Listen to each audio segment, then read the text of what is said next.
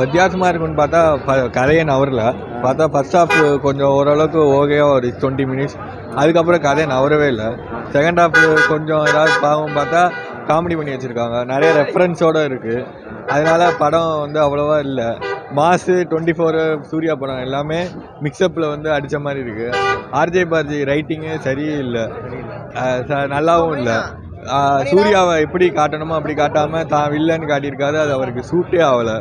மொத்தத்தில் இந்த படம் ஓரளவுக்கு ஓடாத மாதிரி தான் எனக்கு தோணுது. அவர் வித்தியாசமாக எடுக்கிறேங்கிற பேரில் லாஜிக் இல்லை, எதுவுமே இல்லை. திடீர்னு யாரோ வராங்க, திடீர்னு போகிறாங்க, அந்த மாதிரி தான் இருக்குது. படம் பார்க்குற அளவுக்கு இல்லை. இன்ட்ரெஸ்ட்டாக தூக்கம் தான் வருது. திடீர்னு மியூசிக்காக நல்லா இருக்குன்னு பார்த்தா பாட்டுக்கும் அதுக்கும் சம்மந்தம் இல்லை. தெறிக்க விடணும் மாதிரி மியூசிக்கை ஒரே மியூசிக்கை போட்டு போட்டு காது தான் கிளிக்கிறத தவிர்த்து மற்றபடி எதுவும் சென்டிமெண்ட்டும் இல்லை. அவர் காமெடி ஏதாவது சொல்லியிருக்காரு, அதுவும் ஒர்க் அவுட் ஆகலை. அது 2-3 சீன் தான் ஒர்க் அவுட் ஆகுது தவிர்த்து மற்றபடி எதுவுமே ஒர்க் அவுட் ஆகலை. மற்றபடி படம் பார்க்கலன்னா அதுக்கு வேஸ்ட்டு தான். மற்றபடி சூர்யா ஃபேன்ஸுக்கு தான் பிடிக்குமே தவிர்த்து நார்மல் ஆடியன்ஸுக்கு பிடிக்காது.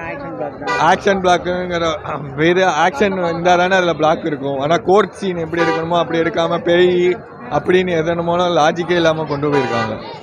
அதனால் இந்த படம் எனக்கு தெரிஞ்சு அவ்வளோக்கு ஓடாதுன்னு நினைக்கிறேன்.